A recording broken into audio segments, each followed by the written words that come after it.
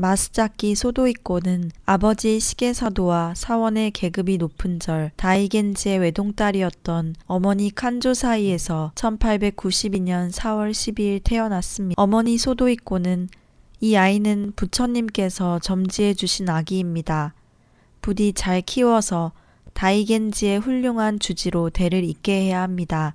라는 말을 수없이 되뇌이며 산후 사흘째 되는 미명에 혼수 상태에서 깨어나지 못한 채 죽고 말았습니다. 어머니의 유언도 있고 다이겐지의 후계자다운 교양을 키우기 위해 소도이코는 이웃 절간에 맡겨졌습니다. 그는 7살 때부터 경문을 외우고 10살에 도를 깨우쳤으며 그 이름을 미즈우치 지이갱이라고 개명하였습니다. 그러나 천재적인 기질을 타고난 지이갱은 15살 때부터 부친이 기대하고 있는 방향과는 반대로 문학의 길을 달리고 있었습니다. 경문을 암송하는 일에는 아무 흥미도 발견하지 못했으나 화필을 들고 그림을 그리거나 시를 쓰거나 소설을 읽는 일에는 비상한 관심과 흥미를 갖게 되었습니다.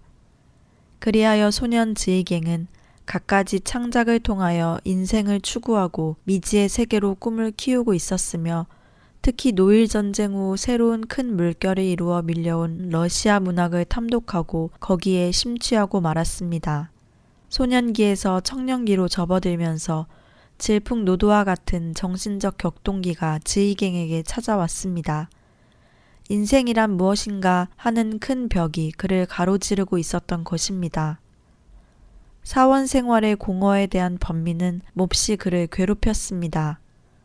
타성에 젖은 절간의 생리, 갖가지 의혹을 불러일으키는 교리와 인생 문제 등 젊은 불제자 지이갱의 고뇌와 번민은 갈수록 깊어만 갔습니다. 잠을 떨쳐버리며 부처 앞에서 좌선하는 명상 속에서 때로는 미칠 듯이 나무아비타불을 외치기도 하며 어떻게 해서든지 충실한 참 생명의 길을 발견하려 하고 좀 더 진지한 생활의 경지에 들 수 없을까 하고 그는 철학에 심취하기도 했으나 거기에서도 메마른 그의 영혼의 안식처나 마음의 양식을 채워주지는 못하였습니다.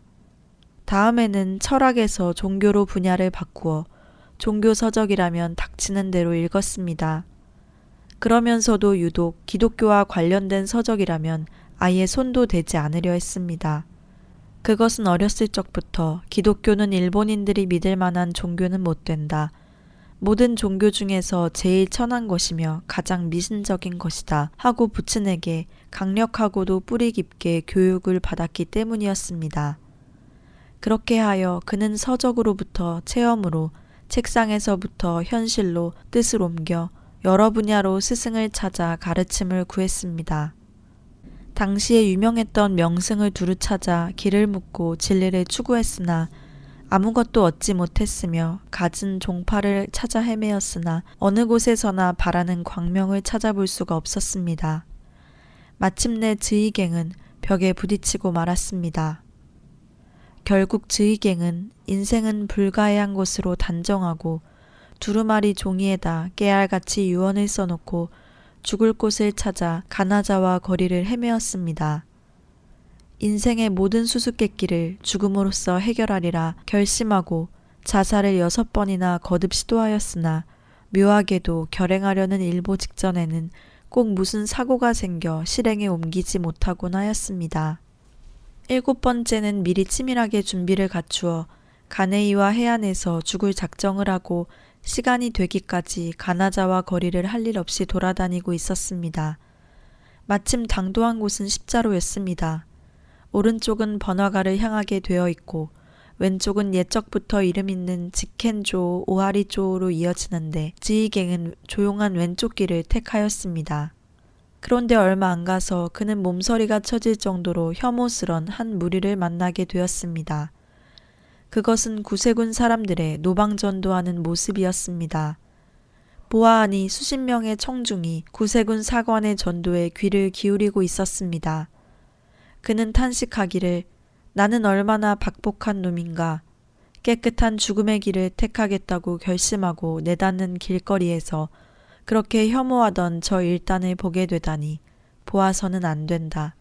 귀머거리가 되어라. 누나 가리워져라. 하고 속으로 절규하듯이 그곳을 빠져나가고자 다름질 치려고 하였습니다.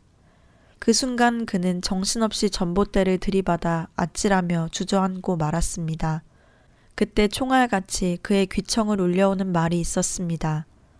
수고하고 무거운 짐진 자들아 다 내게로 오라. 내가 너희를 쉬게 하리라. 수고하는 자는 누구를 말함인가? 나 자신이 아닌가? 무거운 짐진 자는 바로 내가 아닐까? 그렇다. 지금 나의 이 마음에 무거운 짐을 덜어주는 것이 과연 그것이 설령 사악한 종교라고 비방을 받건 외도라고 비웃건 무엇이든 간에 상관할 바가 무엇이냐 하면서 지휘갱은 정신없이 달려오던 길을 되돌아와서는 선생님, 저를 구원해 주십시오. 저는 지쳐 있습니다. 견딜 수 없는 무거운 짐에 짓눌려 질식할 것 같습니다. 지금도 자살을 하려고 하던 참입니다. 하면서 구세군 사관 앞에 꿇어 앉았습니다. 1908년 6월 28일 지휘갱의 나이 16살 때의 일이었습니다. 그리하여 그는 구세군 사관에게 인도되어 다른 사람과 같이 구세군 가나자와 소대의 영문에 들어서게 되었습니다. 구세군 사관은 단순하고 솔직하게 예수 그리스도의 십자가의 복음을 설명했습니다. 다른 이로서는 구원을 얻을 수 없나니 천하 인간의 구원을 얻을 만한 다른 이름을 우리에게 주신 일이 없음이니라. 이제 예수님은 더 이상 이제까지 알고 있던 예수님이 아니었습니다. 지휘갱 소년이 미칠 듯이 오랜 시간을 구하고 찾아 헤매던 진리와 소망을 이제야 찾아낼 수가 있었습니다. 오, 주 예수님, 나는 믿고 감사합니다. 이제야 오랜 악몽에서 구원의 참 소망을 찾았습니다. 미즈우치 지휘갱의 기독교로의 전향은 히가시온간 지파 종단의 일대 문제로 파란을 일으켰습니다. 종단 측에서는 갖은 수법으로 그의 마음을 바꾸도록 강요하기 시작했습니다. 그들은 마침내 최종 수단으로 극형에 해당되는 승적을 박탈하며 사문 추방에 처한다는 통지를 보내왔습니다. 이것으로 큰 충격과 상심을 받은 것은 그의 아버지였습니다. 이 아들을 꼭 다이겐지의 후사로 삼아달라고 유언을 남기고 죽어간 아내의 영혼도 자식을 예수에게 빼앗겼다고 얼마나 슬퍼할까 하는 생각에 그의 마음은 천갈래 만갈래로 찢겨지는 것 같았습니다. 차라리 활복을 해서 아내 영전에 속죄를 하려고 몇 번을 생각했는지도 모릅니다. 생각다 못한 부친은 최후 수단으로서 지휘갱을 무예도장 신북강에 맡겼습니다. 신북강은 지휘갱의 아버지가 주재하고 있는 무예도장이었습니다. 그곳에서는 관생들이 매일 새벽 3시에 기상하여 냉수를 7통이나 뒤집어 쓰고 검도의 수련을 쌓았습니다. 여기에서 지휘갱을 갖은 방법으로 괴롭혀 견디다 못하여 결국은 절간으로 돌아가겠다는 말이 나오도록 하겠다는 것이 아버지의 속셈이기 때문에 선배들은 명을 받은 대로 지휘갱을 사정없이 내려쳤습니다. 그런 고로 지휘갱의 등 허물은 늘 자색으로 부어 있었습니다. 주님, 저에게 긍휼을 베푸시옵소서. 저를 괴롭히는 주위의 사람들에게서 구원해 주시옵소서 하며 지휘갱은 기도드렸습니다. 고문과 같은 괴로움과 기도는 매일 계속 반복되었습니다. 아무 때고 절간으로 돌아가겠다는 한마디만 하면 그 즉시로 가마를 챙겨 마중을 올 터인데, 그리고 절에서는 금빛의 즐거운 일과 미래의 주지승의 자리가 약속될 터인데 주위에 안타까워하는 기대에는 아랑곳 없이 지휘갱 소녀는 결코 절간으로 돌아간다는 말은 하지 않았습니다. 그해 12월 24일 마스자키는 생애 처음 크리스마스를 가나자와 교회에서 맞을 참이었습니다. 그날 이른 아침부터 크리스마스 축하 예배에 어떻게 하면 출석할 수 있을까 하고 여러 가지로 궁리를 하고 있었습니다. 그것은 당시 부친의 노여움을 사서 부친이 주관하는 신북강이라는 검도도장에 맡겨져 엄중한 감시 밑에 있었기 때문이었습니다. 절의 후계자가 되어야 할 사람이 기독교로 전향을 해놓았으니 관계 인사들을 당황하게 하고 또 격분을 자아냈음은 당연한 것이었습니다. 부친은 그날 그의 심중을 이미 눈치챈 듯 갑자기 그에게 토굴 창고의 물품 정리를 돕도록 명령하였습니다. 아버지의 계략이 숨겨져 있으리라고는 전혀 모르고 마스자키는 잠깐 동안 부친의 말씀대로 심부름을 하고 있는데 어느 사이에 토굴 창고의 자물쇠는 잠기고 그는 마침내 그곳에 감금되고 말았습니다. 아무리 외치고 도움을 청해도 두께가 2자나 되는 토벽 안에서는 도리가 없었습니다. 때마침 부러치는 눈보라 소리와 나가마찌가와의 물결 소리만이 들려왔습니다. 그리고 낮이 되나 밤이 되어도 자물쇠는 열어지지 않았습니다. 식사도 주지 않을 뿐더러 불기 하나 없는 차디찬 토굴 속에서 추위에 떨고 있었습니다. 그러는 동안에 짧은 겨울날은 어느덧 해가 져서 깜깜해지고 말았습니다. 그렇게 기대를 걸고 기다리던 교회 크리스마스 축하 예배와 새해 장엄한 첫 예배는 덧없는 희망에 그치고 만 것을 생각하니 상상하기 어려운 분함과 서글픔이 복받쳐 올라왔습니다. 마침 그때였습니다.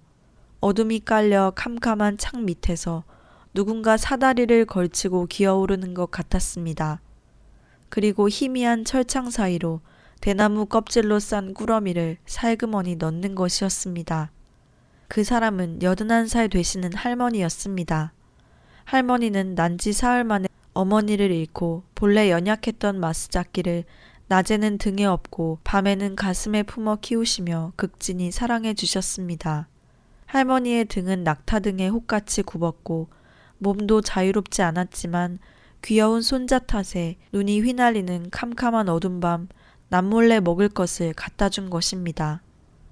죽은 내 어머니의 뜻을 잊어서는 안 된다. 꾸러미를 넘겨주면서 할머니는 우시며 그를 타일렀습니다.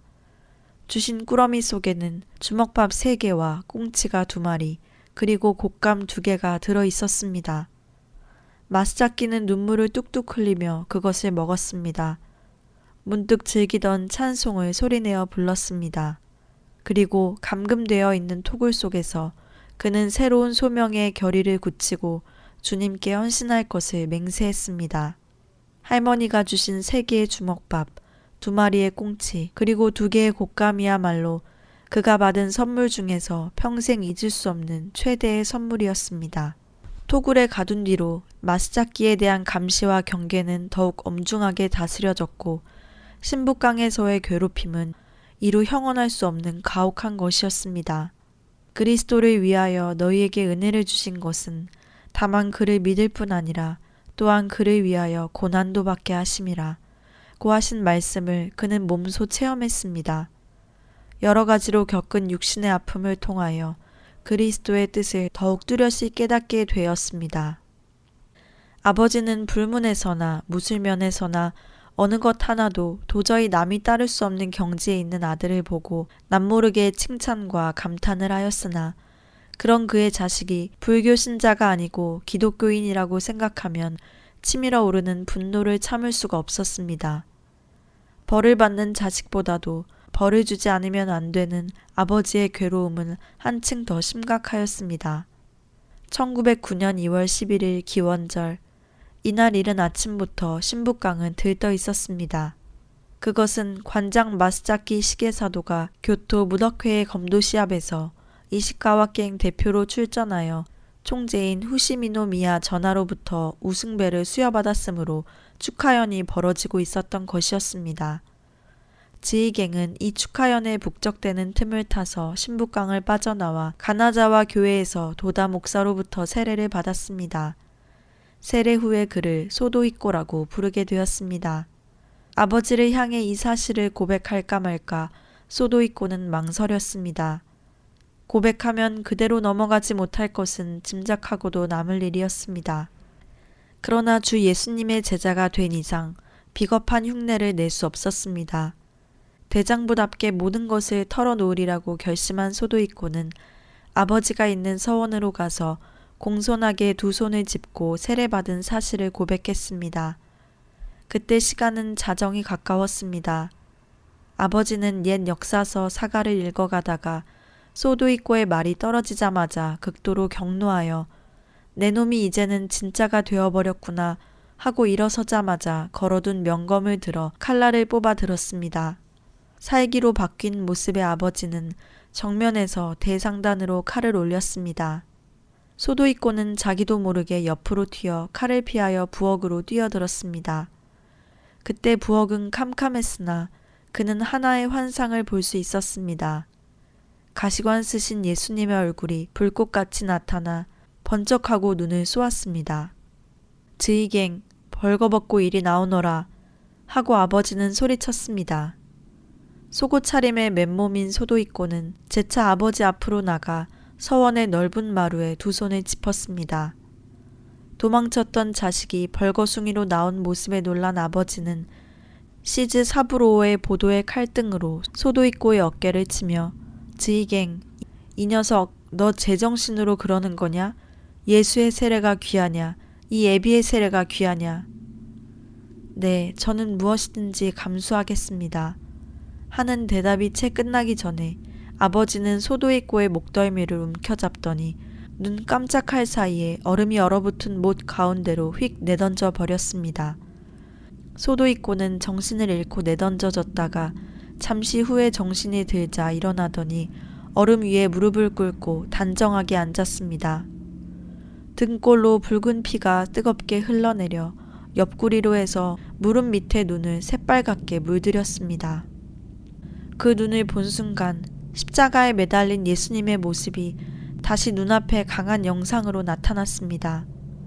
바로 그때 너무나 감격스러워 찬송이 흘러나왔습니다.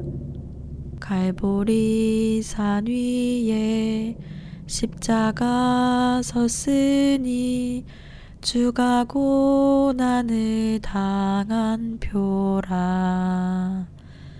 험한 십자가를 내가 사랑함은 주가 보혈을 흘림일세. 피투성이가 되어서 눈 속에 꿇어앉아 찬송을 부르는 손자를 지켜보던 할머니는 이 아이가 미치지 않았나 하고 생각했습니다. 즈이갱, 즈이갱, 너 죽는다 하고 소리치며 할머니는 그를 방으로 데리고 가 상처를 싸매주고 옷을 입혔습니다. 이때의 상처는 깊이 15cm 정도의 파열상으로 소도이코는 평생 등에 흔적을 지니고 살게 되었습니다. 단단히 결심을 굳힌 소도이코는 다시 아버지 앞에 나가 무릎을 꿇고 두 손을 짚으며 잠깐 동안의 저의 불효를 용서해 주십시오 하고 고개를 숙였습니다. 아버지는 칼을 지팡이 삼아 벽에다 등을 댄 채로 울음을 터뜨리고 있었습니다. 아버지의 비통해하는 모습을 본 소도이코는 견딜 수 없는 괴로움과 슬픔으로 가슴이 미었으나 모든 고통을 예수 그리스도로 인해 참으며 절을 하고 절간을 떠났습니다. 밖에서는 새벽 첫 닭이 울고 있었습니다. 내가 세상에 화평을 주러 온 줄로 생각지 말라. 화평이 아니요 검을 주러 왔노라. 내가 온 것은 사람이 그 아비와 딸이 어미와 며느리가 시어머니와 불화하게 하려 함이니. 절을 떠난 소도이코는 가나자와시의 남쪽 고마스시의 어느 쿠다니야키 공장에서 일하며 매일 저녁에 노방전도를 계속할 결심을 하였습니다. 그때 고마스시에는 48개의 절이 있었습니다. 소도이코는 이곳에 사는 주민들을 한 사람이라도 기독교 신앙에 인도하고자 천일 전도에 비장한 소원을 품고 노방전도를 시작하여 눈이 오나 비가 오나 거리에서 외치기를 쉬지 않았습니다. 듣는 이가 한 사람도 없는데 그는 추녀 끝에 우산을 매달아 놓고 그 우산을 향하여 전도를 계속했습니다. 3년 동안 하룻밤도 거르지 않고 길거리에 서서 그리스도를 전하는 그를 보고 사람들은 예수 미치광이라고 빈정댔습니다. 그러나 신자라고는 단 한 사람도 얻지 못하고 기한을 넘기고 말았습니다. 1000일을 넘긴 12일째 되던 날의 일이었습니다. 멀리 구석진 전주 그늘에서 자기를 주시하고 있던 한 사람을 발견하게 되었습니다. 그 사람은 망토를 푹 뒤집어 쓴 모습으로 설교가 끝날 때까지 보고 있는 것이었습니다. 인상은 잘 모르겠으나 설교를 듣고 있는 것이 분명했습니다. 처음에는 형사가 아닌가 싶었으나 그렇지는 않은 것 같았습니다. 천일후에 처음으로 얻어진 방청객이었던 만큼 그의 가슴은 저도 모르는 사이에 울렁거리고 있었습니다. 그 청년은 그 다음 날도 또 그 다음 날도 찾아왔습니다. 이렇게 하기를 10여일을 거듭하다 그 청년은 차츰 다가와서 소도입고의 설교에 귀를 기울였습니다. 이 청년, 즉 호호가이 사마지로 오는 고마스시에서도 10킬로나 떨어진 기스라는 마을에서 어업도 하고 농사도 짓는 가정의 청년이었습니다. 겨울에는 작은 배를 띄워 빙어잡이를 하는데 어느 날 밤 그는 다른 청년들과 같이 빙어잡이를 나가 잡으려고 애를 썼으나 유달리 추웠던 그날 밤은 파도에 밀리면서 한 마리도 못 잡고 말았습니다. 다른 어부들은 고기를 못 잡은 데다 추위에 실망만 안고 집으로 돌아갔으나 호호가이 청년만은 혼자 남아서 또 그물을 내리고 있었습니다. 그런데 새벽녘에 그물에 걸려있는 손잡이 막대기가 흔들려 소리를 내는 듯하여 고기가 들었다 싶어서 그물을 올렸는데 고기는 한 마리도 없고 푸른 표지가 달린 조그만 책자가 2권 들어있었습니다. 책 표지에는 요한복음이라고 한자로 쓰여 있었습니다. 이상한 책 같아 배 위에서 등불을 켜들고 자기도 모르는 중에 책장을 넘기며 읽어갔습니다. 그랬더니 거기에는 나는 물고기 잡으러 가노라 하고 기록한 곳이 눈에 띄었습니다. 이것 봐라. 이 책은 고기잡이에 관해서 써있는 것을 보니 요한복음이라는 책은 무슨 고기잡이에 관한 참고서인가 보다 하고 중얼거리며 읽어내려가니 그물을 배 오른편에 던지라 그리하면 얻으리라 하신데 이에 던졌더니 고기가 많아 그물을 들 수 없더라 고 쓰여 있었습니다. 어디 그물을 배 오른편에 던지라 했는데 어디 나도 던져보자 하면서 그는 그물을 왼쪽에서 오른쪽으로 옮겨서 던졌습니다. 그런데 초저녁부터 한 마리도 잡히지 않던 빙어가 한 말 2대 가량이나 잡혔습니다. 명치년대 말경 일본 성서협회가 사복음서의 분권을 전국에 반포한 일이 있었는데 이시카와갱의 시골에도 웬만한 가정에는 이 분권의 한두 권은 놓여 있었습니다. 여기에 별로 무관심했던 사람들은 이것은 서양의 무슨 경서냐, 경문이라면 불경과 같이 가미다나에 올려놔둬라 하고는 어느덧 잊어버리고 말았습니다. 그해 여름의 일이었습니다. 장마로 각계아시가와가 범람하여 전답이 유실되고 많은 집이 떠내려가고 거기다가 전염병이 만연하여 많은 사람들이 괴로움을 겪었습니다. 그러던 참에 명치천왕이 서거했습니다.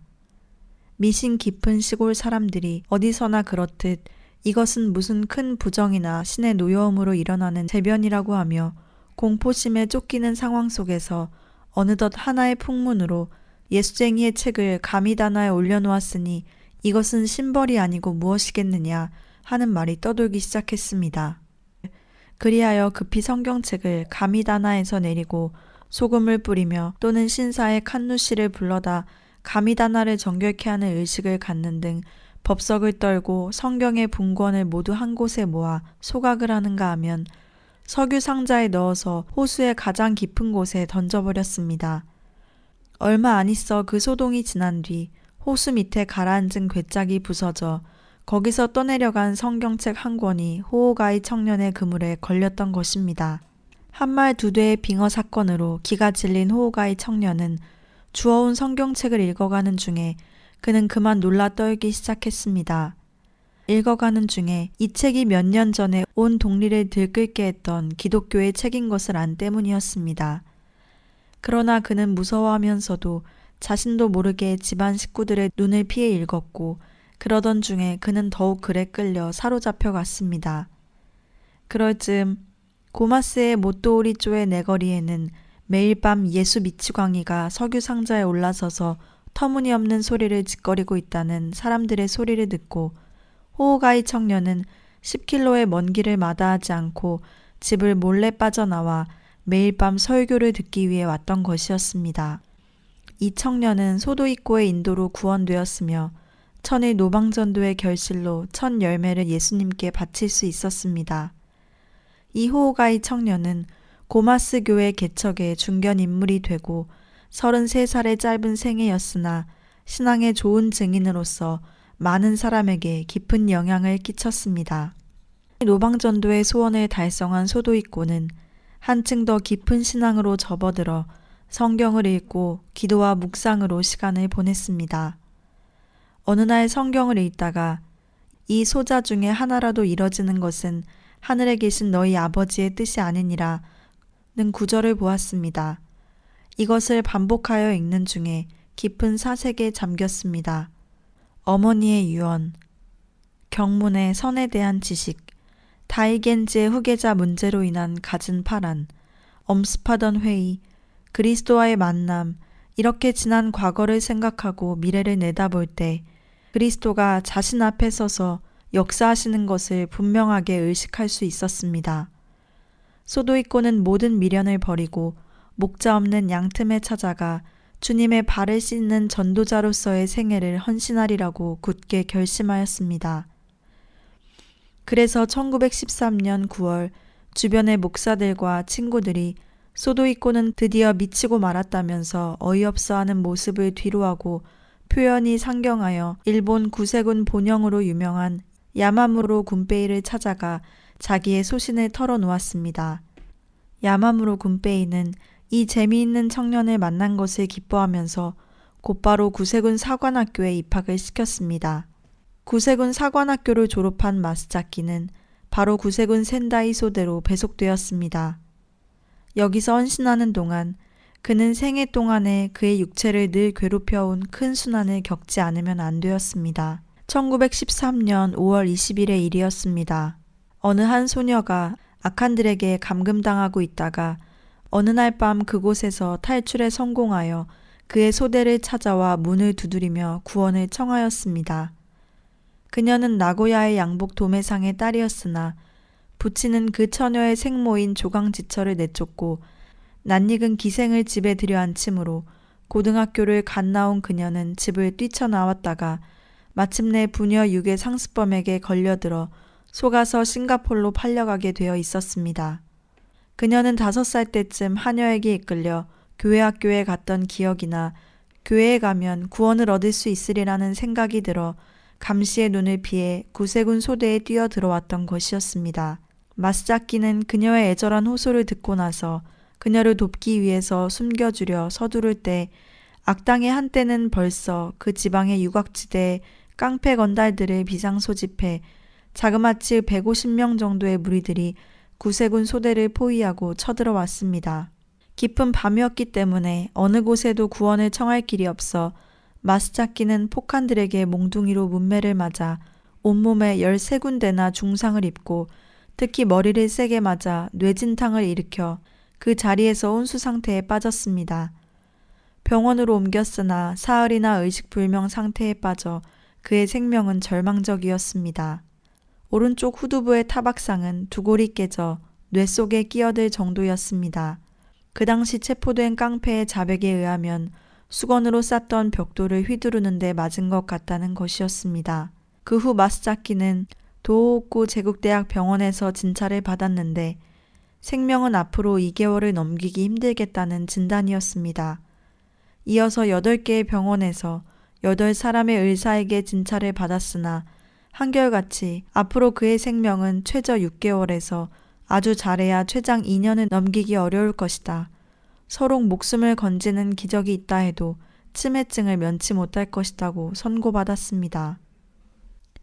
의사들이 선고한 여명의 짧은 기간은 하루하루 단축되는데도 두뇌의 증상이나 몸 전체의 상태는 별로 악화되는 것도 아니고 그리 호전되는 편도 아니었습니다. 어차피 오래 살기를 바라기는 다 틀린 몸, 그럴 바에야 죽을 때까지 사람들이 제일 가기 싫어하는 곳에 가서 맘껏 일이나 해보리라. 그러기 위해서는 화려한 도시 전도는 다른 분들에게 맡기고 나는 농촌 중에서도 아무도 돌보지 않는 산촌으로 가보리라. 이런 소외된 벽지 농촌을 교화하지 않고서는 일본은 영원히 구원받지 못하리라 고 그는 생각했습니다. 그러면 어디로 파견되어 활동해야 될지 계획을 세워야 했습니다.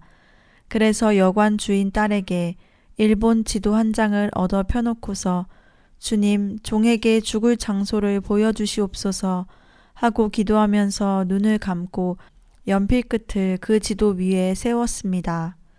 연필 끝이 이즈모를 가리키고 있었습니다. 언젠가 영국의 한 선교사가 일본에서 제일 전도하기 어려운 곳이 이즈모 지방이라고 한 말을 기억하고 그는 이즈모 지방 전도에 헌신하리라고 결심하였습니다. 그리하여 1916년 7월 마스의 역까지 차표를 끊었습니다. 여관 사람들의 전송을 받으며 벳부를 떠난 그는 시모노세키, 히로시마를 지나 화장실에 다녀와서 제자리에 돌아오자 검찰이 진행되고 있었습니다. 창가에 걸어놓은 상의 주머니를 뒤지니 넣어둔 지갑이 보이지 않았습니다. 물론 지갑 속에 있던 차표도 있을 리 없었습니다. 그는 오미지역에서 하차를 강요당하여 역장실에 끌려갔습니다. 백방으로 사정을 하여 겨우 석방은 되었으나 어찌할 바를 몰라 당황할 수밖에 없었습니다.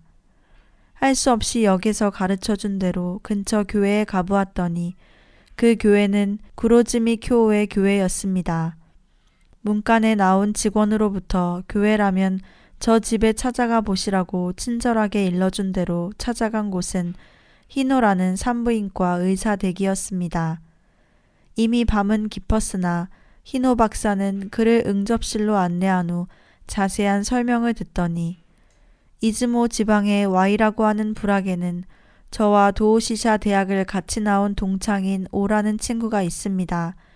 내가 알기로는 그 친구가 그곳 야구모 은행 Y 지점장으로 있는 것으로 알고 있습니다. 소개장을 써드리지요. 그러나 몹시 필요한 기색이신데 며칠 쉬시고 가시지요 하는 것이었습니다. 그곳을 떠날 때쯤 히노 박사는 오 씨의 소개장과 더불어 전별금까지 싸서 들려주는 것이었습니다.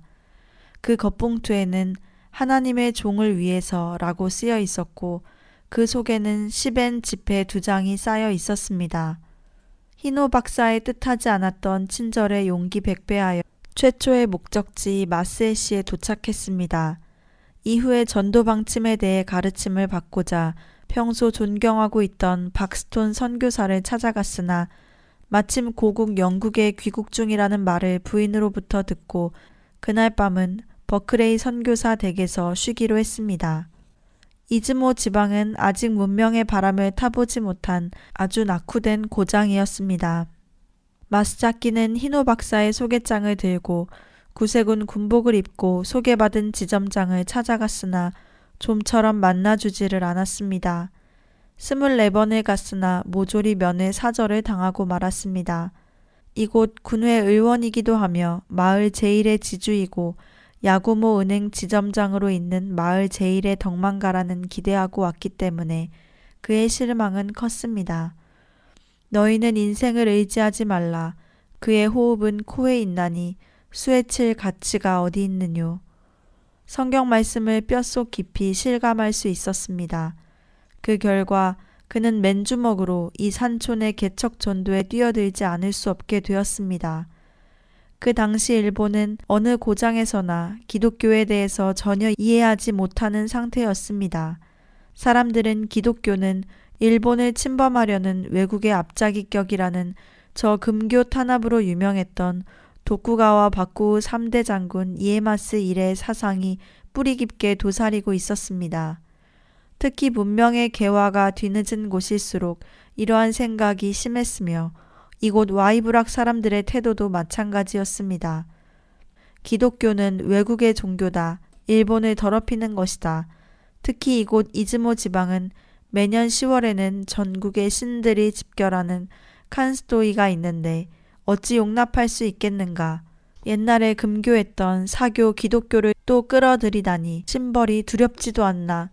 분수도 모르는 저 예수교 중놈 두고 봐라 하고 벼르는 것이었습니다. 마스자키는 낮에는 마을 이곳저곳에 세워져 있는 불당 앞에 마을 어린이들을 모아 학교 공부도 돌봐주고 아울러 성경과 찬송가를 가르치며 밤에는 길 모퉁이마다 서서 노방전도를 매일같이 계속했습니다. 이곳에서 제일 난처한 것은 어느 집이고 집을 빌려주지 않는 것이었습니다. 그래서 마스자키는 1년 동안에 18번이나 집을 옮겨야만 했습니다. 제일 길었던 곳이 4개월, 어떤 때는 이틀, 사흘에 쫓겨나 옮긴 적도 있었으며 짐을 옮기기 전에 약속이 취소되는 경우도 있었습니다.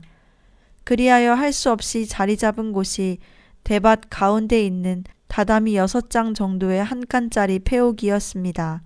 이 집은 본래 정신 이상 처녀를 격리했던 곳으로 두 처녀가 연이어 죽은 곳이므로 집주인도 이 집에 손질하기를 꺼려 방치해 두었기 때문에 집은 퇴락하여 지붕은 기울고 벽은 무너져 마을 사람들은 도깨비 집으로 여겨 무서워서 근처에 가기조차 꺼리는 집이었습니다. 그러나 이 도깨비 집도 안주할 곳은 못 되었습니다.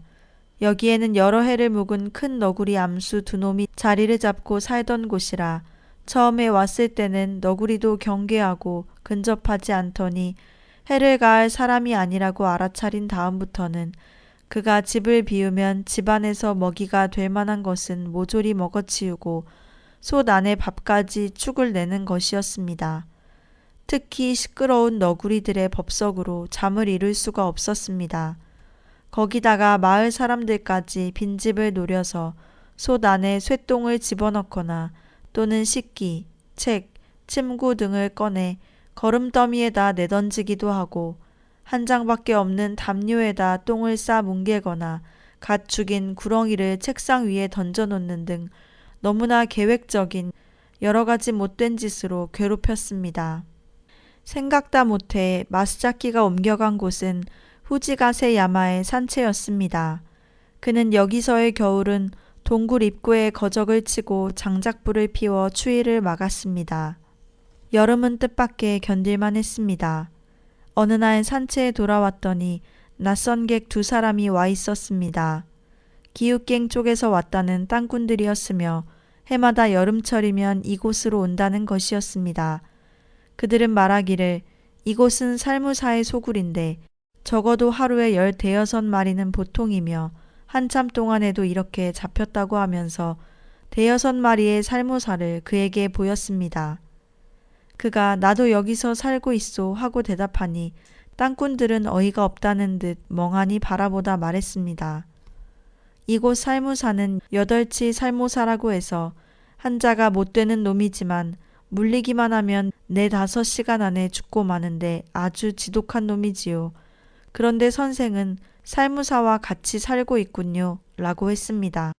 별로 기분이 좋지 않은 그는 땅꾼들 앞에서 잠자리로 깔아놓았던 거적을 들춰보았습니다.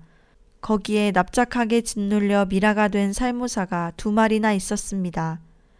뱀이라면 질색이던 그가 몰랐었다고는 하나 뱀의 소굴에서 뱀의 계절을 몇 개월을 보냈다고 생각하니 묘한 심정이었습니다. 그 다음에 6월 4일에 있었던 일입니다. 마스자키는 여느 때와 마찬가지로 물가에 가서 쌀을 씻고 기도를 드리고 있었습니다. 그는 그때쯤 동네 사람들의 돌팔매에 얻어맞는 일이 거의 매일 있었으므로 얻어맞기 일지라고 메모를 해둘 정도였습니다.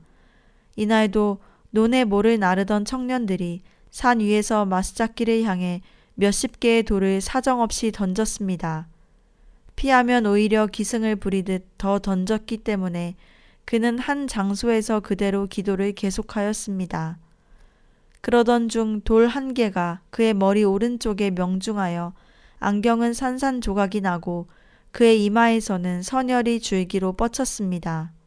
그는 그 자리에서 쓰러져 의식을 잃고 말았습니다. 그때 누구 입에서 흘러나왔는지 예수 미치광이 놈도 마침내 죽고 말았다는 소문이 마을 안에 퍼졌습니다.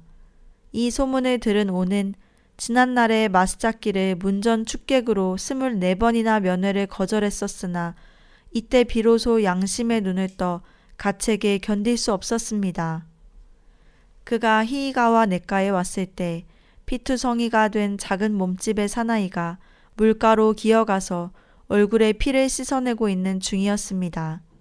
스테반의 모습이 아니오. 내 참으로 부끄럽습니다.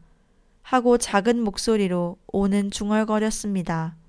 모처럼 듣는 스테반이라는 기독교 용어는 마스자키에게 있어서는 반갑기도 하고 퍽 기쁘기도 했으며 상처의 아픔을 잊게 하기에는 족한 말이었습니다. 오는 자신의 신분과 입장에서 이제까지 기독교 신앙을 숨겨왔으나 이날부터 마스자키의 가장 좋은 협력자가 되었습니다.